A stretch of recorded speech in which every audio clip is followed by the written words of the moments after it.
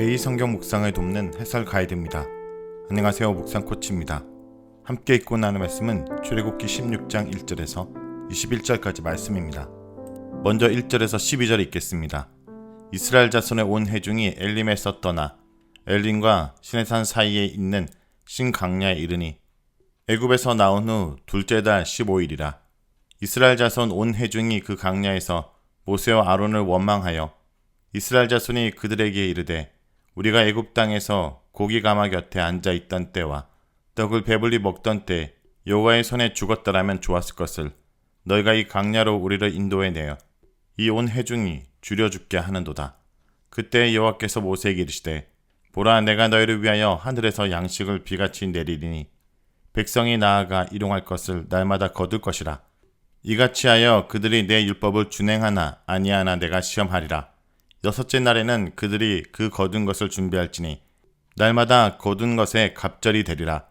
모세와 아론이 온 이스라엘 자손에게 이르되 저녁이 되면 너희가 여호와께서 너희를 애굽 땅에서 인도해 내셨음을 알 것이요 아침에는 너희가 여호와의 영광을 보리니 이는 여호와께서 너희가 자기를 향하여 원망함을 들으셨음이라. 우리가 누구이기에 너희가 우리에게 대하여 원망하느냐. 모세가 또 이르되 여호와께서 저녁에는 너희에게 고기를 주어 먹이시고 아침에는 떡을 배불리시리니 이는 여호와께서 자기를 향하여 너희가 원망하는 그 말을 들으셨음이라. 우리가 누구냐. 너희의 원망은 우리를 향하여 함이 아니요 여호와를 향하여 함이로다. 모세가 또 아론에게 이르되 이스라엘 자손의 온 회중에게 말하기를 여호와께 가까이 나아오라. 여호와께서 너희의 원망함을 들으셨느니라 하라. 아론이 이스라엘 자손의 온 회중에게 말하매 그들이 강야를 바라보니 여호와의 영광이 구름 속에 나타나더라. 여호와께서 모세에게 말씀하여 이르시되 내가 이스라엘 자손의 원망함을 들었노라. 그들에게 말하여 이르기를 너희가 해질 때에는 고기를 먹고 아침에는 떡으로 배부르리니 내가 여호와 너희의 하나님인 줄 알리라 하라 하시니라. 1절에서 3절은 양식으로 인한 백성들의 불평을 말합니다. 이스라엘 백성들이 오아시스인 엘림을 떠나 신강야에 이릅니다. 신강야는 엘림과 시내산 사이에 있는 사막지대로 역시 사람이 살 수 없는 황량한 곳이었습니다. 이들이 신강야에 도착한 것은 애굽에서 나온 지 둘째 달 15일로 약 45일이 지난 후였습니다. 이스라엘 백성이 신강야에서 다시 모세와 아론을 원망합니다. 마라에서는 마실 물이 없어 불평했지만 이번에는 먹을 양식이 없어 원망합니다. 아마도 그들이 애굽에서 가져왔던 음식이 다 떨어지고 어디에서도 음식을 구할 수 없는 상황이었던 것 같습니다. 백성들이 모세와 아론에게 우리가 애굽 땅에서 고기 삶는 가마솥 곁에 앉아 있을 때 밥을 배불리 먹던 그때 차라리 여호와의 손에 죽었더라면 좋았을 텐데 너희가 우리를 강야로 이끌어내서 우리를 굶어 죽게 한다고 억지 주장을 하며 불평합니다. 이스라엘 백성들이 애굽에 있을 때 바로의 학대와 억압과 고된 노동으로 그들이 탄식하며 하나님께 부르짖었습니다.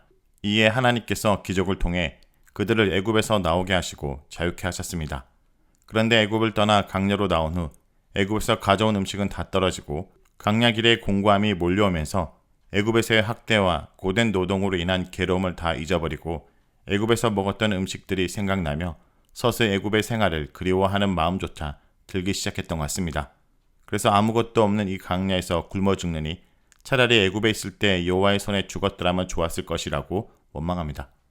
여호와께서 이스라엘을 구원하실 것에 대해 설명하실 때마다 여호와의 강한 손으로 애굽을 치고 이스라엘을 구원하겠다고 말씀하셨습니다. 그런데 이스라엘 백성들이 여호와의 손으로 구원받기보다 차라리 여호와의 손에 죽기를 바라는 것은 하나님이 그들을 위해 하신 일의 의미뿐 아니라 출애굽하게 하신 하나님이 어떤 분인지 이스라엘 백성들이 전혀 이해하지 못했음을 보여줍니다. 하나님은 이스라엘 백성의 고통의 소리를 듣고 불쌍히 여기시고 아브라함, 이삭, 야곱에게 세운 언약을 기억하셔서 출애굽하게 해주셨습니다.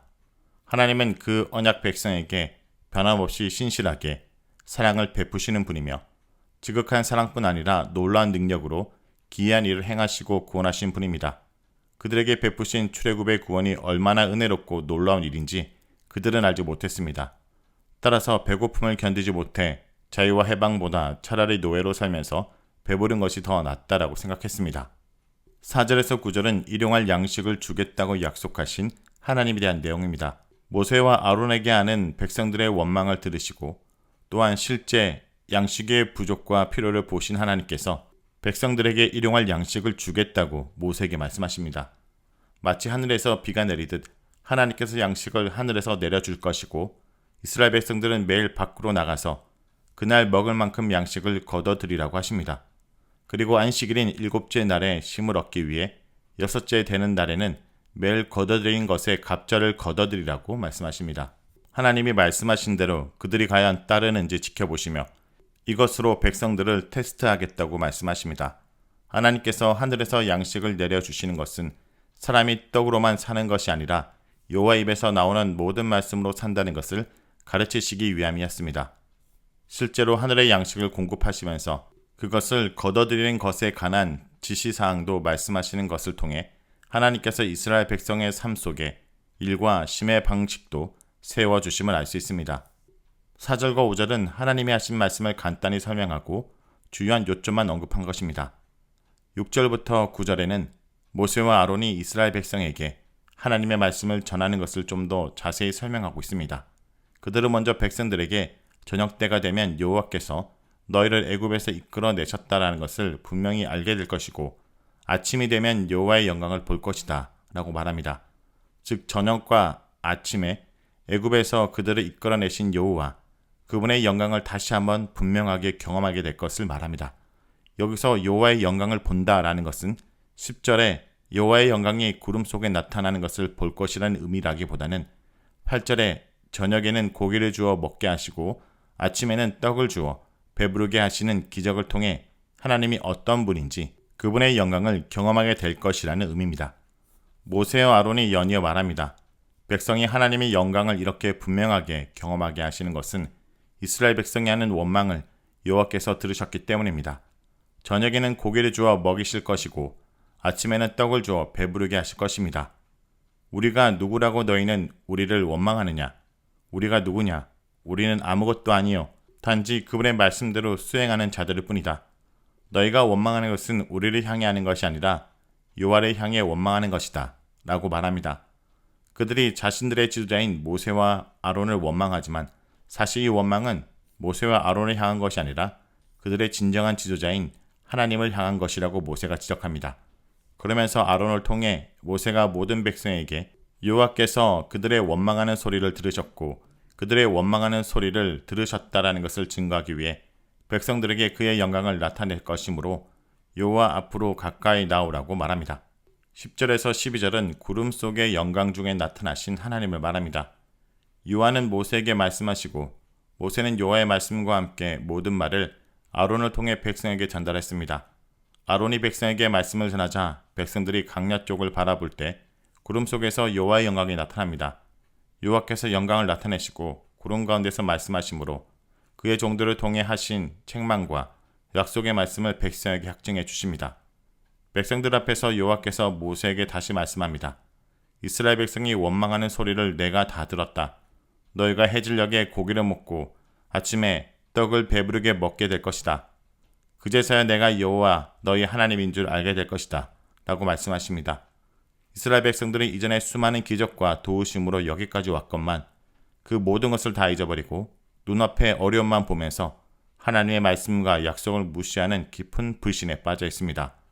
반복되는 기적에도 불구하고 어려움이 닥칠 때마다 불평하고 두려워하고 원망하는 것은 기적의 의미도 알지 못할 뿐 아니라 여호와가 누구신지 어떤 분인지 전혀 모른다는 것을 말해줍니다.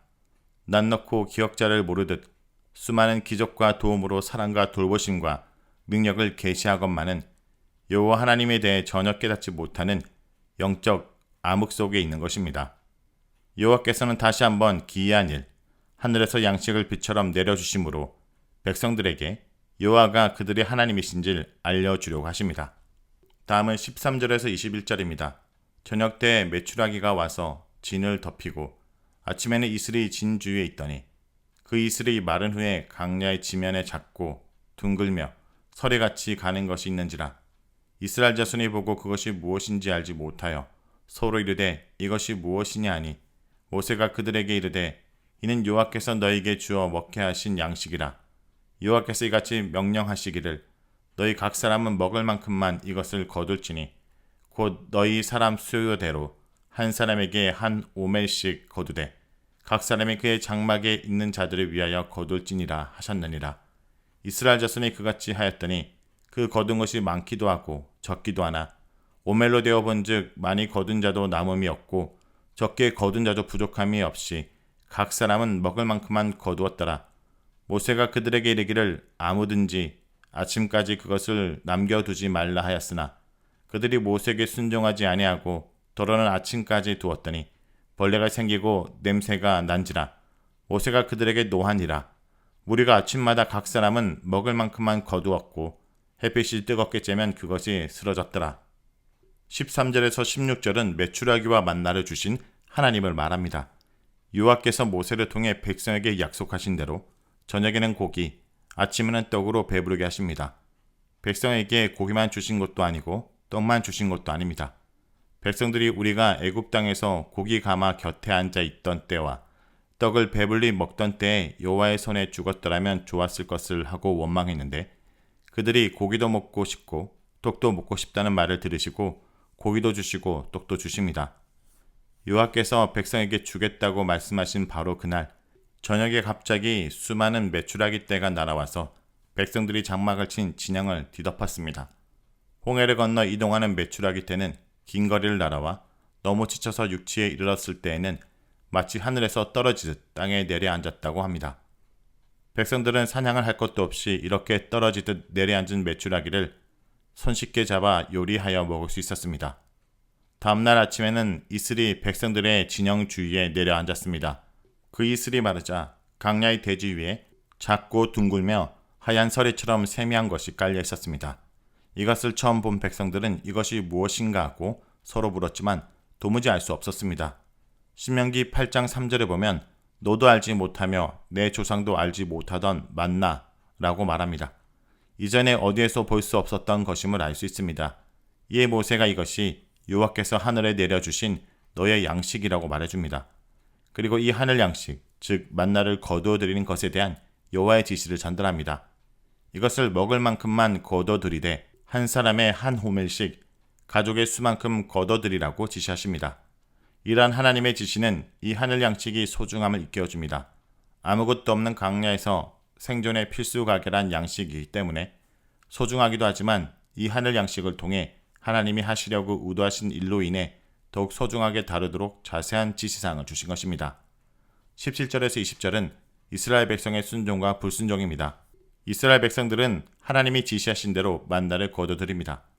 어떤 사람은 많이 거둬들이기도 하고 어떤 사람은 적게 거둬들이기도 했습니다. 그러나 거둔 것들은 오멜 단위로 재어보니 많이 거둔 사람도 남지 않았고 적게 거둔 사람도 모자라지 않았습니다. 이는 각자가 필요한 만큼씩만 거둬들였다는 의미인데 이렇게 많이 거둔 사람도 남지 않고 적게 거둔 사람도 모자라지 않을 수 있었던 것에 대해 두 가지 견해가 있습니다. 하나는 많이 거둬들인 사람이 적게 거둬들인 사람이나 다 재어보니 하나님이 기적적으로 간섭하심으로 가족수에 딱 맞게 거두어서 남지도 않고 모자라지도 않았다는 것입니다. 다른 하나는 각자가 거둬들인 것을 다 함께 모아 쌓아놓고 거기서 각자가 가족의 수만큼 필요한 양을 가져갔는데 남지도 않았고 부족하지도 않았다는 해석입니다. 사실 두 견해 모두 남지도 않았고 부족하지 않았다는 면에서 하나님의 간섭하심을 인정하고 있습니다. 모세는 이스라엘 백성에게 아무도 다음날 아침까지 만나를 남겨두지 말라고 지시합니다. 그날 거둬들인 것은 그날 다 먹으라는 것입니다. 그런데 몇몇 사람들이 모세의 말을 듣지 않고 아침까지 남겨두었더니 벌레가 생기고 냄새가 났습니다. 아무리 하나님 말씀과 명령을 전해도 이를 무시하고 듣지 않는 것에 대해 모세가 화를 냈습니다. 그날 먹을 양식을 다 먹지 않고 남겨두었던 사람은 아마도 햇빛이 뜨겁게 내리쬐자 만나가 사라져버리는 것을 보고 내일도 주실 수 있을 것이라고 생각하지 못하고 염려하고 믿지 못했었던 것 같습니다. 하나님은 이스라엘 백성들이 매일 아침마다 하늘에 내려오는 양식을 거둬들여서 그날 하루 풍족하게 먹기를 원하셨습니다. 이스라엘 백성들은 내일을 염려하지 않고 하나님을 신뢰하며 하나님께서 아침마다 주시는 일용할 양식으로 오늘의 풍족함을 누리고 즐겨야 했습니다. 하늘 양식의 유통기한은 하루입니다. 하나님이 원하시는 단위는 한 날입니다. 하늘 양식은 내일을 하나님께 맡기는 신뢰를 또한 강조합니다.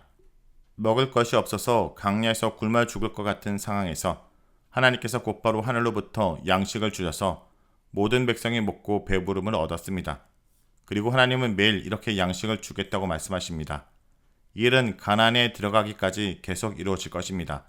이 하늘 양식을 먹게 하시는 것은 출애굽 때부터 하나님이 계획하신 일이라고 여겨집니다. 사실 이스라엘 백성이 애굽의 학대와 고된 노동으로 하나님께 부르짖었지만 그들 스스로 출애굽한다라는 것은 꿈도 꿀 수 없는 일이었습니다. 그들의 부르짖음을 하나님께서 들으시고 아브라함과 이삭과 야곱에게 세운 언약을 기억하셔서 하나님이 출애굽을 준비하시고 이루어 가십니다. 그리고 이스라엘 백성을 인도하실 때 애굽을 나와 블레셋 사람들의 땅을 지나서 가나안 땅으로 가는 길이 훨씬 가까운데도 이스라엘 백성을 그 길로 이끌지 않으셨습니다. 전쟁을 치르게 되면 이스라엘 백성이 마음을 바꾸어 애굽으로 되돌아갈 것을 아시고 그들을 홍해에 이르는 강야로 이끌어 가셨습니다. 강야가 아니더라도 그 많은 백성이 오랜 기간 여행을 할 때 음식을 구하는 것은 거의 불가능한 일입니다. 더구나 아무것도 없는 죽음의 땅, 강야에서는 전혀 불가능한 일이었습니다. 그런데 하나님이 이스라엘 백성을 강야로 이끌어 오신 것은 이스라엘 백성에게 하늘의 양식을 먹이기 위한 것으로 보입니다. 먹을 것이 없어 굶주리게 되자 배부르게 먹을 수 있었던 애굽을 그리워하기 때문에 강야로 이스라엘 백성을 이끌어 오신 것은 전쟁을 피하기 위해서만 아니라 오히려 하늘 양식을 먹기 위한 것이라고 볼 수 있습니다. 모세가 가나안 땅으로 들어가기 바로 전에 출애굽 2세 때 하나님 말씀을 전하면서 하나님께서 하늘 양식을 먹이신 것은 사람이 떡으로만 사는 것이 아니라 여호와의 입에서 나오는 모든 말씀으로 산다는 것을 가르치시기 위함이라고 말합니다. 말하자면 하늘로부터 양식을 공급하시는 것은 그들의 전 삶이 하나님에 의해 유지되며 하나님 말씀에 의해 결정되고 다스려진다는 것을 의미하는 것입니다. 하나님께서 이스라엘을 강야로 이끌어 오시고 하늘의 양식을 먹게 하신 것은 이스라엘 백성의 삶의 전체를 재설정하시라는 하나님의 계획에 의한 것입니다. 무엇을 먹느냐에 따라 그 사람의 몸매가 바뀌고 체질이 바뀝니다. 무엇을 잊느냐에 따라 그의 생각과 사상이 달라집니다. 하나님이 하늘 양식으로 그들을 먹게 하시고 육적으로 자기 중심적인 자아를 영적으로 하나님 중심적인 성령의 사람으로 체질을 바꾸시라는 것입니다. 이런 작업을 위해서는 강야가 제격입니다. 강야는 가나안 땅에서 삶을 위한 테스트의 장소요, 훈련의 장소입니다. 강야에서의 시험은 이스라엘의 마음 상태를 드러냅니다.